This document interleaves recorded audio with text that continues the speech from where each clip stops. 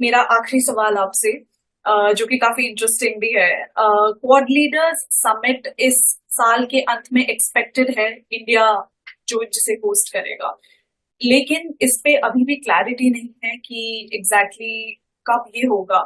US के elections अगले 100 दिनों में आने पर हैं, जिसमें डेमोक्रेट्स की नई नॉमिनी जो कि इंडियन ओरिजिन कमला हैरिस है, एंड रिपब्लिकन्स की तरफ से डोनाल्ड ट्रंप है। सो what can we really expect happening, both from the Quad's perspective and from the US perspective, keeping in mind these two big events can clash?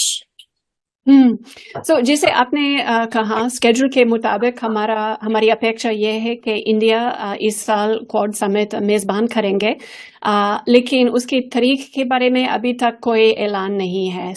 उसके बारे में और तफसीली बात आप इंडियन सरकार से पूछ लीजिए।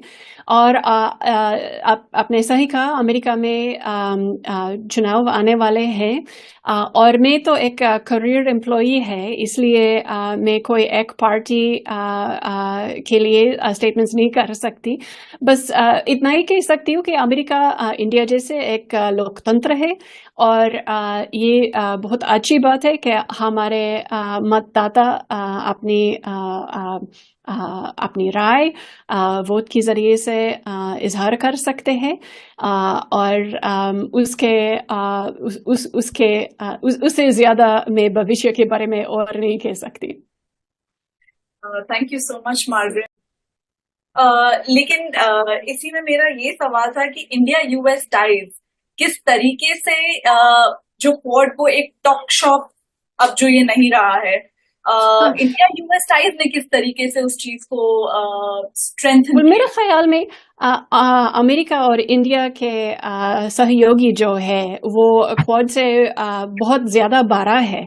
क्वाड तो बस एक मिनी लैटरल है, जो सिर्फ एक क्षेत्र पर ध्यान कर रहे हैं, लेकिन अमेरिका और इंडिया के दो तरफी रिश्ता जो है, हम जैसे प्रधानमंत्री मोदी ने कहा, सरफेस से स्पेस तक हम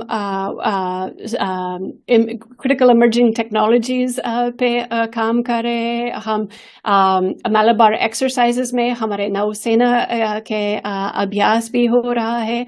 हम क्या कहूँ, पीपल टू पीपल टाइज में काम करते हैं, शैक्षणिक तब्दीलियों में भी निवेश कर रहे हैं, और फिर इंडियन डायस्पोरा से हमारा लिविंग ब्रिज भी है, जिसकी वजह से हमारे दो तरफी रिश्ता बहुत ज़्यादा मजबूत है। ये सब कब तक चलता रहेगा, क्वेश्चन ये है, क्योंकि यहाँ पे आपने देखा होगा बेसमेंट्स में ही ज़्यादातर लाइब्रेरीज रन हो रही हैं, जो कि एक सच बात है भी।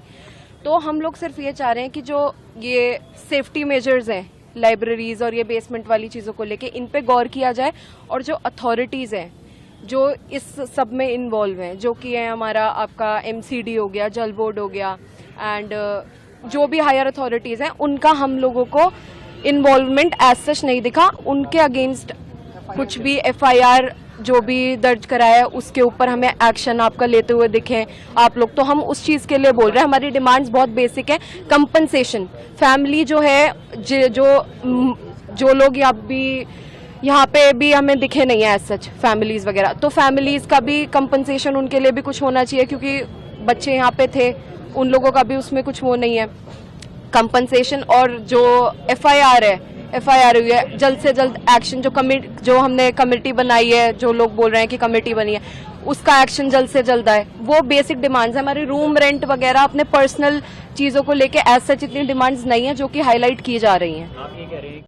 See, we are trying every possible way to rescue our people. So, Honorable Chief Minister himself has given instructions early in the morning itself, and all hospitals are set, and we have received some 24 bodies in different hospitals, and many are injured.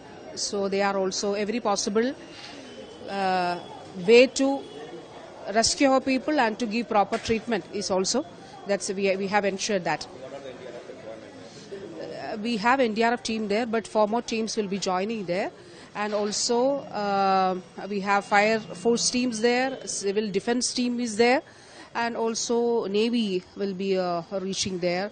Honorable Chief Minister has informed, so Chief Minister has sought the help of Army, Navy, etc. Yeah, yes. Sorry, yes. See, it's we can see the visuals. The visuals are quite shocking.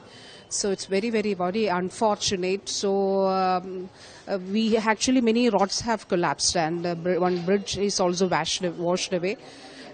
So let's see, because we have to establish that connectivity in few hours, and also helicopters will also be brought there. But the weather is bad there. But now, at present, for the time being, there is no rain, I think. Sorry?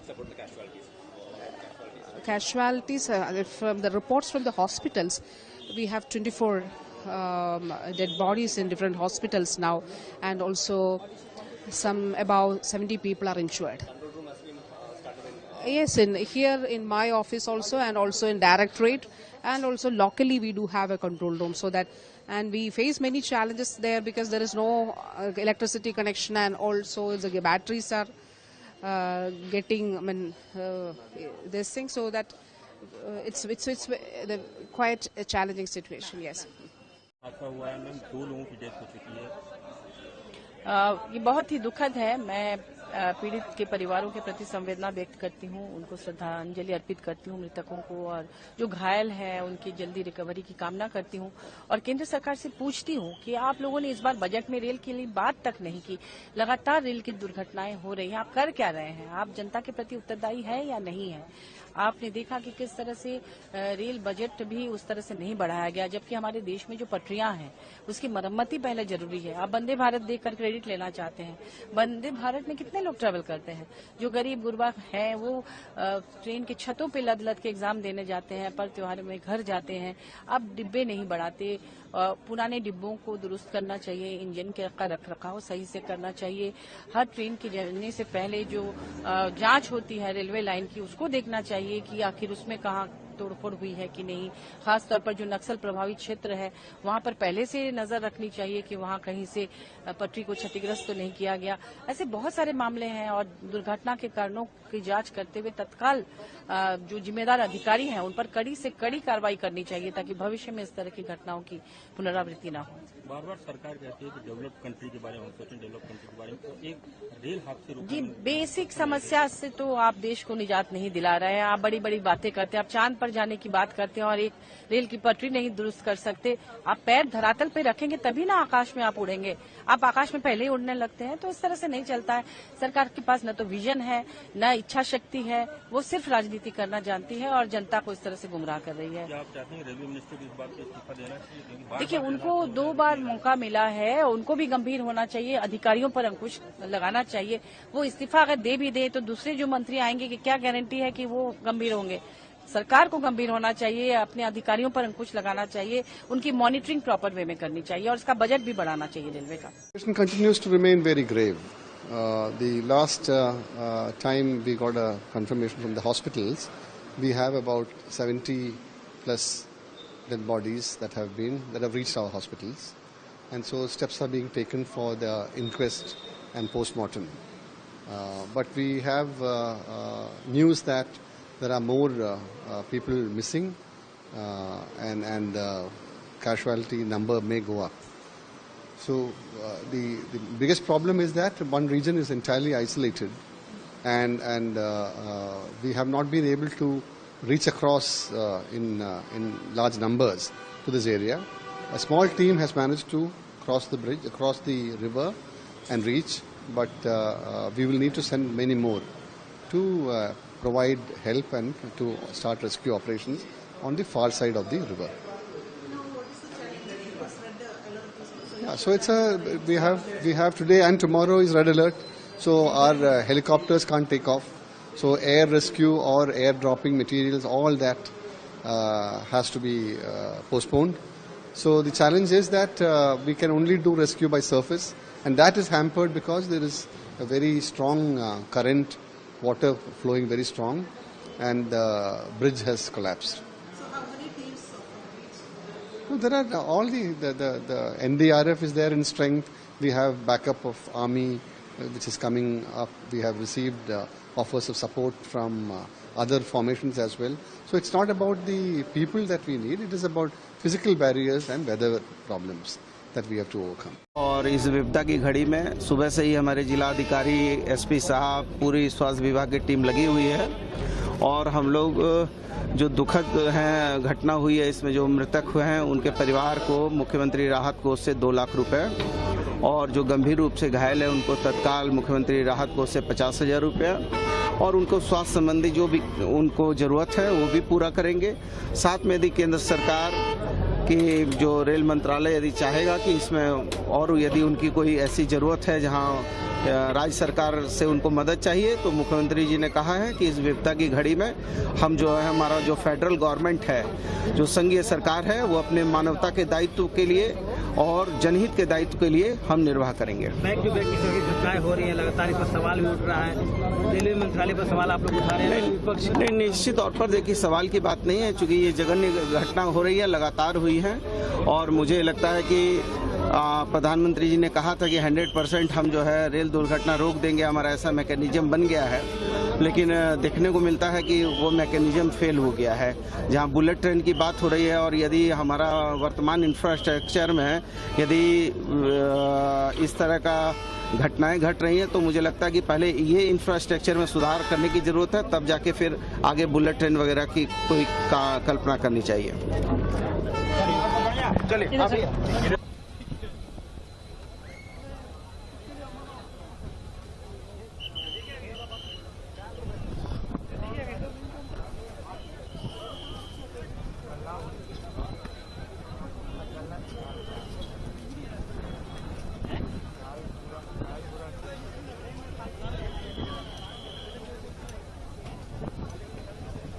उसमें एक रात को आज early morning hours में एक cloud burst हुआ है जिसकी वजह से वहाँ की कनेक्टिविटी डिस्कनेक्ट हो गई है जो फुटब्रिज था और साथ ही साथ 2 से 3 शॉप्स टेम्पररी शॉप्स थी, एक वाइन शॉप थी जो साथ में बह गई है और एक होटल को भी डैमेज है as per the preliminary information.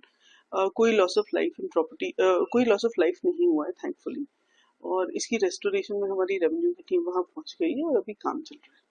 वो खोल दिया गया है सुबह 9:30 के आसपास, उसको अभी के लिए खोल दिया गया है। हाउएवर जो 4 घंटे हम रोज को रेस्टोरेशन के लिए बंद कर रहे हैं, दोज ऑर्डर्स आर इफेक्टिव अभी। तो हमारा आग्रह रहेगा कि आप अगर 11 से 3 बजे के बीच में आ रहे हैं तो आप रोहतांग पास के थ्रू भी आ सकते हैं उस टाइम। ली गई और पूरी दिल्ली में ऐसे बहुत सारे कोचिंग सेंटर्स हैं जो बेसमेंट में इल्लीगल अवैध तरीके से चल रहे हैं, जिन्होंने एमसीडी के बिल्डिंग बायलॉज की धज्जियां उड़ाकर रखी हैं। अब किसी भी कोचिंग सेंटर्स पर हम स्ट्रिक्ट एक्शन लेने वाले हैं। जितने भी ऐसे कोचिंग सेंटर्स हैं किसी को भी बख्शा नहीं जाएगा और साथ ही अगर कोई अधिकारी इसमें दोषी पाया जाएगा तो उस पर भी कार्रवाई होगी। मैम आज आप बिहार में आए, क्या देखा?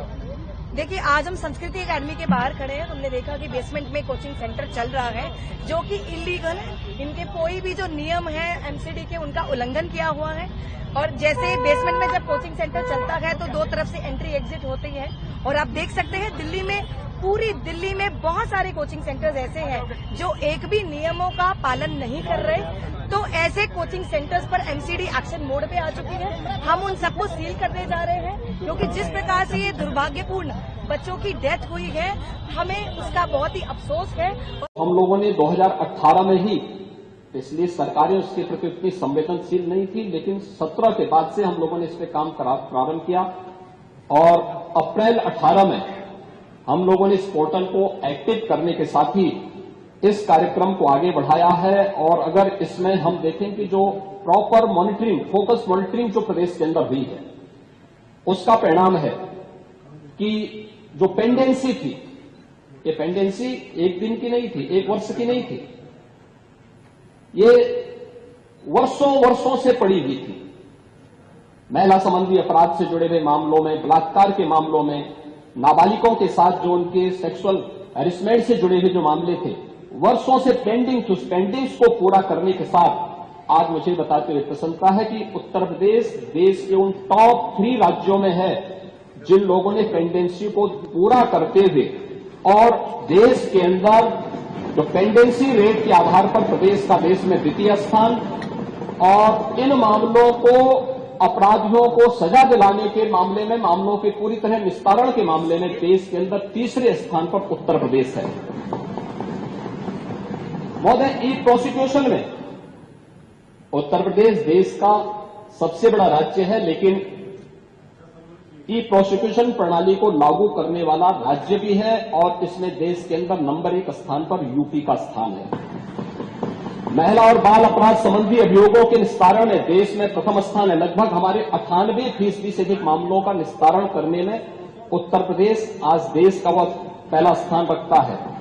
और मैंने जो पहले भी कहा, घरेलू हिंसा से पीड़ित महिला के लिए 181 की एक सर्विस है और 1090 बाहर महिला संबंधी अपराध के लिए जब कोई घटना घटित होती है तो कोई महिला कॉल करती है तो उस पर तत्काल सेवा उन्हें उपलब्ध होती है।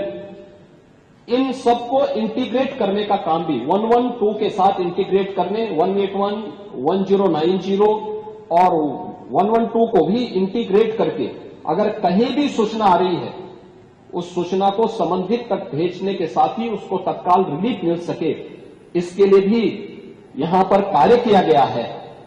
यही नहीं, प्रदेश के अंदर एक महिला थाना हर जनपद में स्थापित करने के साथ साथ एक अतिरिक्त थाने की जिम्मेदारी भी महिला थानाध्यक्ष को उपलब्ध करवाया गया है। और हर थाने में जो प्रदेश के अंदर 1585 थाने हैं, इन 1585 थानों में महिला हेल्प डेस्क अलग से बना करके एक व्यवस्था बनाई है। और 2020 से हमारी सरकार पूरे प्रदेश के अंदर मिशन शक्ति के एक अभियान को आगे बढ़ा रही है। मिशन शक्ति के अंतर्गत पिछले 7 वर्ष में हम लोगों ने लगभग 1.5 लाख पुलिस कार्मिकों की भर्ती की है प्रदेश के पुलिस बल में। और मुझे बताते हुए प्रसन्नता है कि 17 के पहले जितनी भी भर्तियां हुई उन सभी को अगर हम जोड़ लें तो कुल 10,000 महिला पुलिस कार्मिक भर्ती हुई थी। लेकिन 17 से लेकर के 22-23 तक जो भर्तियां हुई, इन भर्तियों में प्रदेश में 20,000 से अधिक महिला पुलिस कांस्टेबल की भर्ती करने में हमें सफलता प्राप्त हुई। यानी आजादी के 70 वर्षों में जितनी भर्ती हुई थी महिला, उससे दुगनी भर्ती अकेले 5 वर्ष के अंदर हमने पुलिस महिलाओं को यहां पे भर्ती किया। पुलिस की भर्ती में उनकी 20% हॉरिजॉन्टल आरक्षण की व्यवस्था उन्हें प्राप्त हो सके, इसको अनिवार्य रूप से प्रदेश के अंदर लागू किया। लखनऊ, गोरखपुर और बदायूं में महिला पीएसी की बटालियन के गठन की कार्रवाई को भी आगे बढ़ाया। लेकिन जो पुलिस कार्मिक महिलाएं भर्ती हुई थी वे केवल एक कांस्टेबल के रूप में ऑफिस के कार्य को या थाने तक ही अपने को सीमित न रखे, बल्कि महिलाओं की सुरक्षा के साथ साथ शासन की योजनाओं को महिलाओं तक पहुंचाने के लिए उनकी प्रतिभा का लाभ समाज ले सके, इसके लिए प्रदेश के अंदर 10,000 से अधिक महिला बीट स्टेशन स्थापित किए गए, महिला पिंक बूथ की स्थापना की गई और यह भी व्यवस्था लागू की गई कि ये महिला बीट पुलिस अधिकारी हर मिशन शक्ति के अंतर्गत वहां पर जाएंगी। वहां पर सप्ताह में एक बार जाकर के महिला संबंधी घरेलू हिंसा का हो या बाहर की सुरक्षा से जुड़े हुए कोई मुद्दे होंगे, इन पे तो चर्चा करेंगे ही, इससे संबंधित समाधान भी निकालेंगे। लेकिन इसके अलावा महिलाओं से संबंधित, उनकी सुरक्षा से संबंधित जो भी या उनकी स्किल डेवलपमेंट से संबंधित या उनके स्वावलंबन से संबंधित कौन सी स्कीम केंद्र या राज्य सरकार की है, इनसे भी गांव की महिलाओं को अवगत कराएंगे। और ये मिशन शक्ति का एक कार्यक्रम प्रदेश के अंदर लगातार ये जारी है और इसके बहुत अच्छे परिणाम भी हम सबके सामने देखने को मिले हैं। ये सरकार महिला सुरक्षा के प्रति पूरी तरह गंभीर है।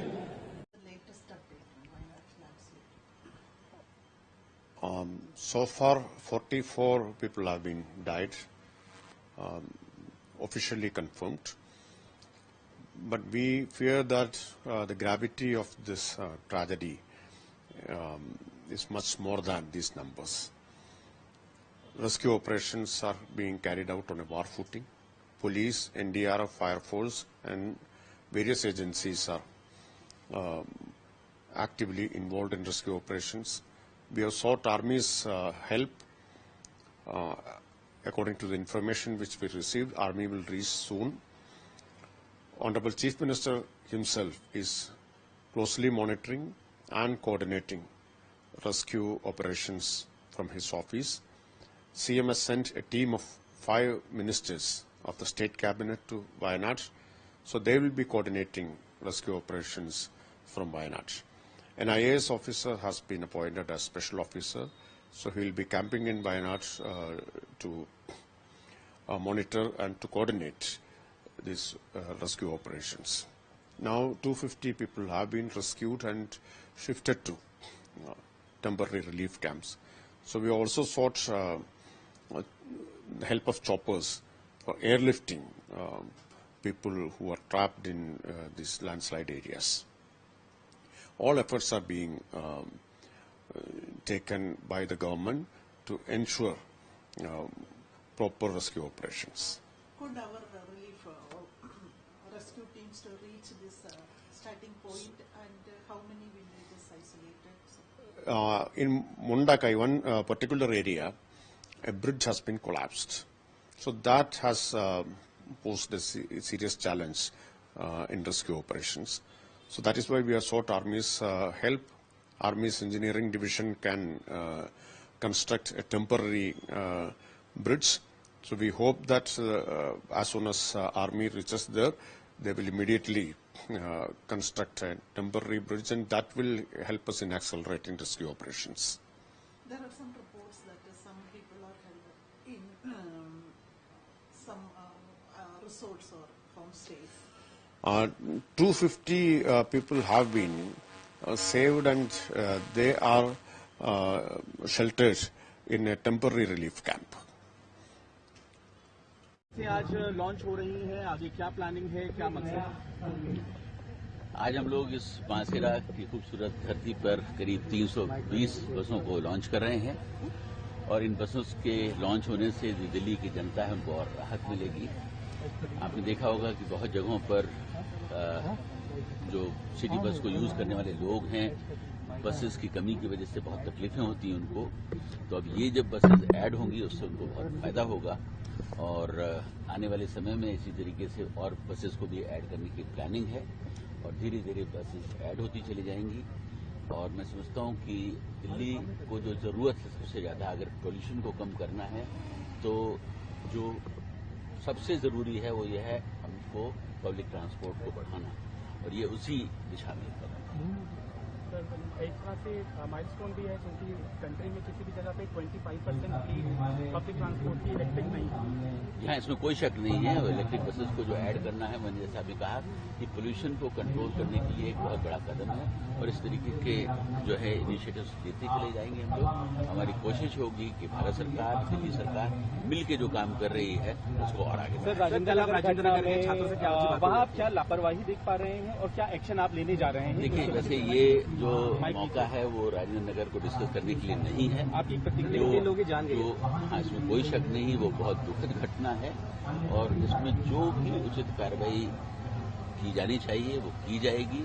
मैंने वहां भी कहा था कि हम उसकी जांच कर रहे हैं, लेकिन मैं कोई हेस्टी डिसीजन लेने में विश्वास नहीं रखता हूं। सारी चीजें हमारे सामने आ रही हैं, उसके बाद जो भी उचित कदम होगा लिया। अभी कुछ दिन पहले ही बजट आया है, और मैं देख रहा था एक अच्छा डॉक्यूमेंट आपका बना है, मैं अभी देख रहा था, मैं जरूर अध्ययन करूंगा उसका। और जब बजट अभी आया है, आप भी बजट की चर्चाओं में अभी भी व्यस्त हैं, तब बजट से जुड़े ही कुछ फैक्ट्स मैं आज आपके सामने रखना चाहूंगा। फ्रेंड, 2013-14 में जब पिछली सरकार का आखिरी बजट आया था, डॉक्टर मनमोहन सिंह जी के सरकार का लास्ट बजट, वो 16 लाख करोड़ रुपए का था, 16 लाख करोड़। आज हमारी सरकार में ये बजट 3 गुना बढ़कर 48 लाख करोड़ रुपया पहुंच गया है।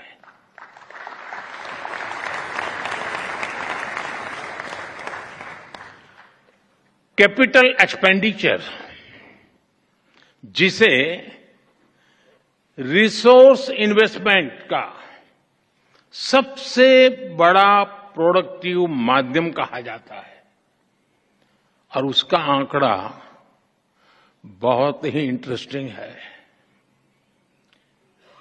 2004 जब अटल जी की सरकार गई, 2004 में यूपीए सरकार की शुरुआत हुई और यूपीए सरकार के पहले बजट में कैपिटल एक्सपेंडिचर करीब 90,000 करोड़ रुपए था, 90,000 करोड़ रुपीस। 10 साल सरकार चलाने के बाद, यानी 2014 में यूपीए सरकार का 10वां वर्ष था, अपने कैपिटल एक्सपेंडिचर का बजट 2 लाख करोड़ रुपए, 2 लाख करोड़ रुपए तक पहुंचा पाई थी, यानी 90,000 से 2 लाख करोड़। और आज कैपेक्स 11 लाख करोड़ रुपए से भी ज्यादा है।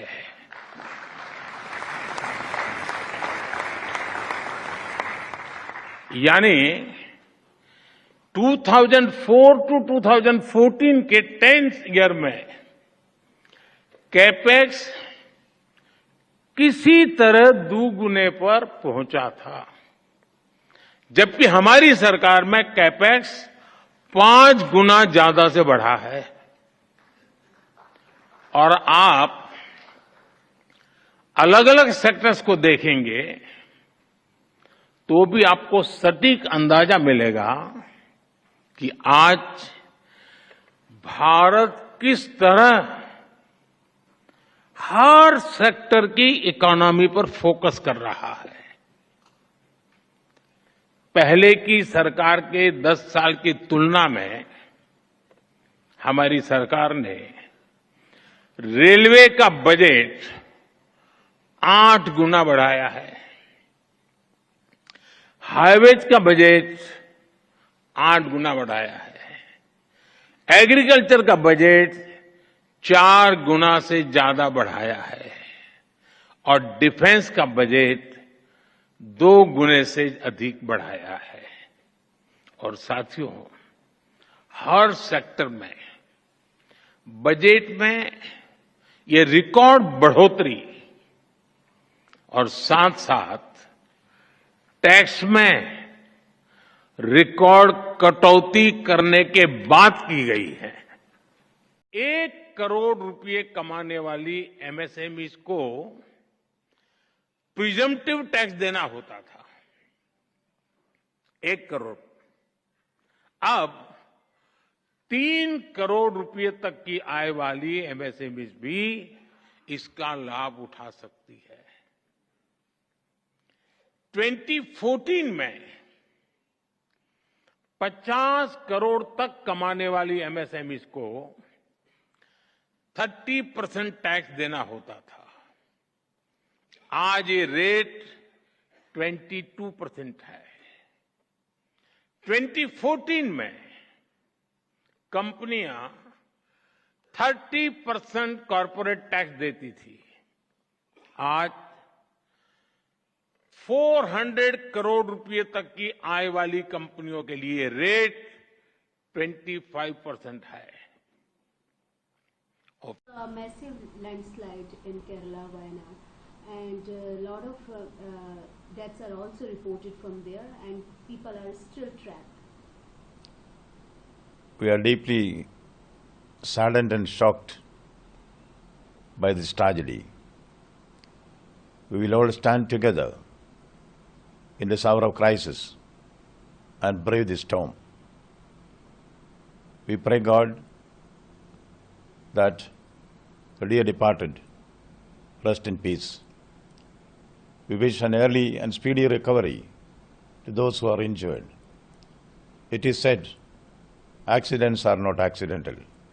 There is a human factor in that. This is an occasion which makes us deeply introspect the need to maintain the balance between man and nature. In this critical time, entire India will stand together and do whatever is required to save the people in distress. Sir, PM spoke to CM and given the insurance also. Yes, this is a time when India will come together, irrespective of whether it is the central government or the state government. All the stakeholders are determined to stand together and bridge the situation. So you spoke to the CM and officials there? I am in touch with all those concerned. Now the focus should be on the rescue operations. I will do my best to be in touch with everybody concerned. I am also requesting Honorable Defence Minister Sri Rajnath Singh to rush help to the place, which is already done, I understand. Whatever is required will certainly be done without delay. Sir, you will be visiting there? I am planning to. When it is expected, sir? I am planning it. Deepak ji,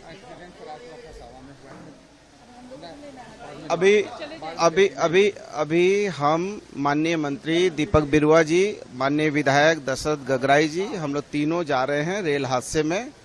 और जो मृतक हैं, जो लोग गंभीर रूप से जख्मी हैं, जो मृतक हैं उनके परिजन को सांत्वना भी देनी है, उनको माननीय मुख्यमंत्री जी के तरफ से संवाद भी देना है। जो भी उनको मदद है वो सरकार कर रही है और बेहतर मदद हो, इसके लिए हम लोग जा रहे हैं। और जाकर जो भी गंभीर रूप से घायल है उनको भी सहायता करेंगे और जो शोक संतप्त परिवार है उनसे भी मिलेंगे। अभी तक सूचना मिली है कि 2 लोग वहां काल के गाल में समाये हैं और इसके बाद फिर जो है कुछ लोग गंभीर भी हैं। मंत्री जी, क्या कुछ स्ट्रेट हादसे को लेकर के? रेल दुर्घटना हुई है जिसमें अभी जो सूचना है 2 लोग काल के गाल में समाये, 2 लोगों की मृत्यु हुई है और कुछ लोग गंभीर रूप से जख्मी हैं। माननीय मुख्यमंत्री जी के निर्देश पर मैं, दीपक बिरुआ जी, दशरथ गगराई जी जा रहे हैं और राज्य सरकार मृतकों के साथ उनके परिवार से को भी जो है इस विपदा की दिल्ली की वो जो यूपीएससी के तैयारी कर रहे थे 3 बच्चों की जो बेसमेंट के अंदर पढ़ाई करते समय बेसमेंट में पानी भर जाने से जो मौत के कगार पे चले गए, ये एक बहुत ही हृदय विदारक घटना है। लेकिन उससे भी हृदय विदारक आम आदमी पार्टी के नेताओं का, आम आदमी पार्टी सरकार का व्यवहार है। आप सोचिए कि जो व्यक्ति कहता हो कि हमारे कहने से अधिकारी काम नहीं कर रहे हो, तब कह रहा है जब दुर्घटना हो चुकी है। आपको ये बात तब कहनी चाहिए ना जिस दिन अधिकारी नहीं माने। आप उस दिन तो एक ट्वीट भी नहीं किए हैं, उस दिन तो आप एलजी को एक पत्र भी नहीं लिखे हैं, उस दिन तो आपने कोई प्रेस कॉन्फ्रेंस भी नहीं किया है।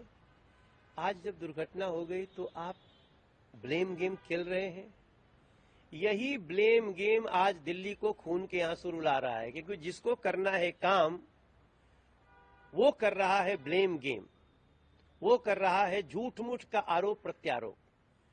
मैं आम आदमी पार्टी की सरकार को बोलना चाहता हूं, अगर आपके कहने से अधिकारी काम नहीं कर रहे हैं तो आपको तुरंत इस्तीफा दे देना चाहिए। इसका मतलब कि आप विश्वास खो चुके हैं। मैं सांसद हूं, अगर मेरे कहने से अधिकारी नहीं सुनेगा, मैं पूरी पब्लिक के साथ उसके ऑफिस पे चला जाऊंगा, बैठ जाऊंगा, उसको मजबूर कर दूंगा न्याय करने के लिए। लेकिन जब पब्लिक ही हमारे साथ न जाए, इसका मतलब मैं विश्वास मत खो चुका हूं। और अगर आम आदमी पार्टी कह रही है कि हमारे कहने से कोई काम नहीं कर रहा है, तो इसका मतलब कि वो विश्वास मत खो चुका है।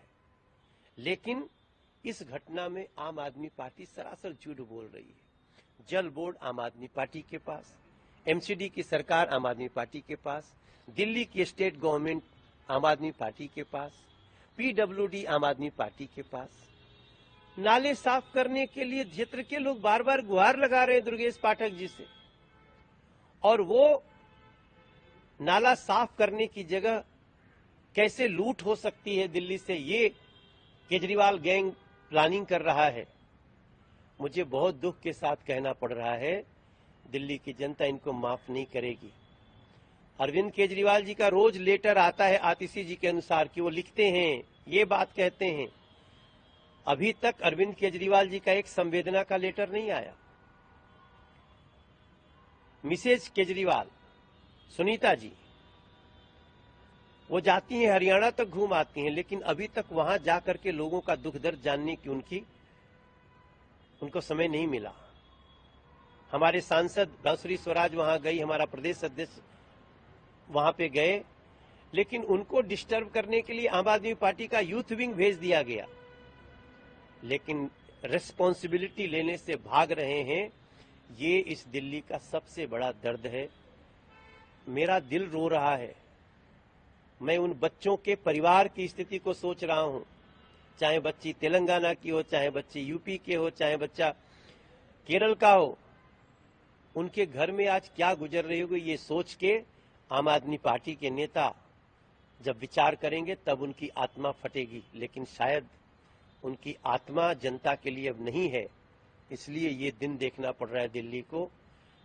मेरे पास शब्द नहीं मिल रहे हैं कि मैं कैसे कंडेम करूं।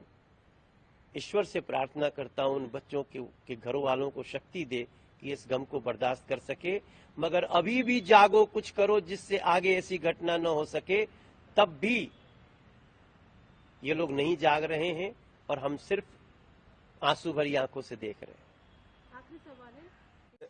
सबसे पहले तो ये बहुत ही दुर्भाग्यपूर्ण घटना है और जो छात्र इसमें मारे गए हैं, मैं उनकी आत्मा की शांति के लिए प्रभु से प्रार्थना करता हूं, ईश्वर से प्रार्थना करता हूं कि उनके परिजनों को ये अपार कष्ट जो उनके ऊपर आया है उसको सहन करने की शक्ति दे।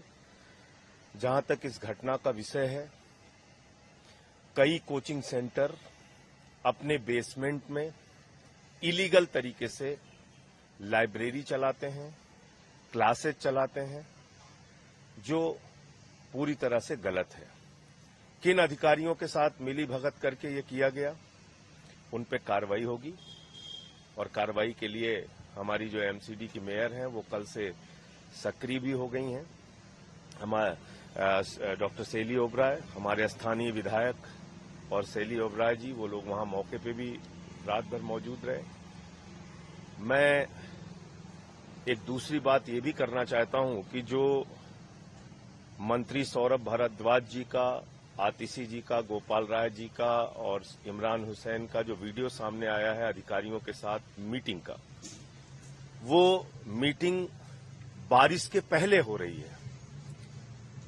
उस समय उन्होंने, मंत्रियों ने बार बार कहा कि डीसिल्टिंग कराइए, नाले जाम हो गए हैं, पानी भर सकता है, अभी बारिश जब शुरू होगी समस्या आ सकती है और लंबे समय से ये समस्या है। अधिकारी काम नहीं कर रहे हैं और उस पर कार्रवाई करने की जिम्मेदारी किसकी है? एलजी की है। तो मैं बीजेपी वालों से पूछना चाहता हूं कि दिल्ली के लोगों को आप सजा दे रहे हैं, उनकी जिंदगी आप नरक बनाना चाहते हैं। आपने जबरदस्ती करके सुप्रीम कोर्ट के आदेश के बावजूद आपने एक नोटिफिकेशन जारी करके, एक अध्यादेश जारी करके दिल्ली के सारे अधिकार ट्रांसफर पोस्टिंग के छीन लिए। और अब जब कार्रवाई करने की बात आती है तो एलजी के साथ मिलकर आप साजिश रच रहे हैं। ये बीजेपी की गहरी साजिश है कि दिल्ली को नरक बना के रखो, बर्बाद करके रखो। इनको एक्सपोज करेंगे, इनको पूरे देश और दिल्ली के सामने इनको एक्सपोज करेंगे। और मैं तो माननीय सुप्रीम कोर्ट से और सीजीआई महोदय से भी कहना चाहता हूं कि कृपा करके देखिए क्या हालत बना रखी है इन्होंने। ऐसी साजिश आप रच रहे हैं कि नाले भरे रहें, बाढ़ आ जाए, कोई फर्क नहीं। मंत्री बार बार कहते रहे आपको साइट जाने का मौका नहीं है, आपको कार्रवाई करने का मौका नहीं है। तो ये किसके कहने पे किया गया? बीजेपी और एलजी के कहने पर। ये आपराधिक कृत्य है, इस पर कार्रवाई होनी चाहिए। संजय जी, एक छोटा सा सवाल, ये कि शिकायत की गई थी कि बेसमेंट में कमर्शियल एक्टिविटी चल रही है, 1 महीना पहले ही कर दी गई थी। ये कमर्शियल एक्टिविटी एक दिन से नहीं चल रही है। कोचिंग और बेसमेंट में जो क्लासेस चल रही हैं या लाइब्रेरी चल रही है या क्या 1 साल से चल रही है, जब से बीजेपी गई है और आम आदमी पार्टी आई है। 15 साल तो बीजेपी थी यहाँ पे, आज एक दिन से तो नहीं चल रही है। ये कोचिंग सेंटर और बेसमेंट में क्लासेस तो वर्षों से चल रहे हैं। किसकी मिलीभगत से चल रहे थे, आप बताइए मुझे। और खुद आज एलजी का बयान है कि 10 साल से नाले साफ नहीं हुए एमसीडी के, तो कौन 10 साल से एमसीडी में कौन बैठा हुआ था? बीजेपी बैठी। सचमुच में बहुत ज्यादा खुश हूं और आप लोगों के प्रेम को देख करके तो मेरी जो खुशी है वो आज 4 गुनी ज्यादा बढ़ गई है।